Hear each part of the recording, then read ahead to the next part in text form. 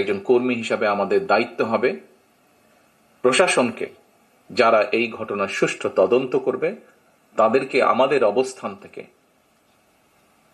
সহযোগিতা করার কোনো স্কোপ সুযোগ যদি থাকে আমরা আমাদের সর্বোচ্চ সহযোগিতা করব, যাতে করে তারা প্রকৃত যে দোষী ব্যক্তি তাদেরকে খুঁজে বের করে দেশের আইন অনুযায়ী তাদেরকে শাস্তি প্রদান করতে পারে। প্রিয় ভাই বোনেরা, দেশ একটা অত্যন্ত সংকটের ভিতর দিয়ে যাচ্ছে। আমরা দেখেছি গত 1 বছরে বিভিন্ন সময় বিভিন্ন ব্যক্তি, বিভিন্ন সংগঠনের সদস্যরা হুমকি দিয়েছে প্রকাশ্যে যে প্রত্যাশিত নির্বাচন আগামী ফেব্রুয়ারি মাসে, সে নির্বাচনকে তারা হতে দেবে না, বাধাগ্রস্ত করবে, প্রকাশ্যে হুমকি দিয়েছে।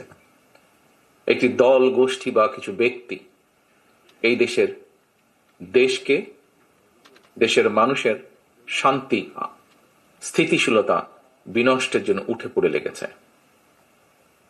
এবং এই কারণেই বাংলাদেশ জাতীয়তাবাদী দল এবং একই সাথে যারা বাংলাদেশের অস্তিত্বে, স্বাধীনতা, সার্বভৌমত্বে বিশ্বাস করেন, দল ছোট বড় বিষয় না, যারা বাংলাদেশি জাতীয়তাবাদের অস্তিত্বে, বাংলাদেশের অস্তিত্বে বিশ্বাস করে, সবার আগে বাংলাদেশ, এই নীতিতে যারা বিশ্বাস করে, আমাদের প্রত্যেকটি দল, প্রত্যেকটি নেতা, প্রত্যেকটি কর্মী, প্রত্যেকটি মানুষকে আজ অতীতের যে কোনো সময় থেকে সবচাইতে বেশি ঐক্যবদ্ধ হতে হবে। কারণ যারা এই দেশের স্বাধীনতাকে ধ্বংস করতে চায়, এই দেশের সার্বভৌমত্বকে ধ্বংস করে এই দেশের স্থিতিশীলতাকে ধ্বংস করতে চায়, তারা তাদের ষড়যন্ত্র যে শুরু করে দিয়েছে, আজকে ওসমান হাদির ঘটনা দিয়ে তা প্রমাণিত হয়। আমরা বিভ্রান্তি ছড়ানো থেকে প্রত্যেককে বিরত থাকতে হবে। কেউ যাতে কোনো বিভ্রান্তি ছড়ানোর সুযোগ না পায় সেই ব্যাপারে আমাদেরকে সচেতন থাকতে হবে। এবং একই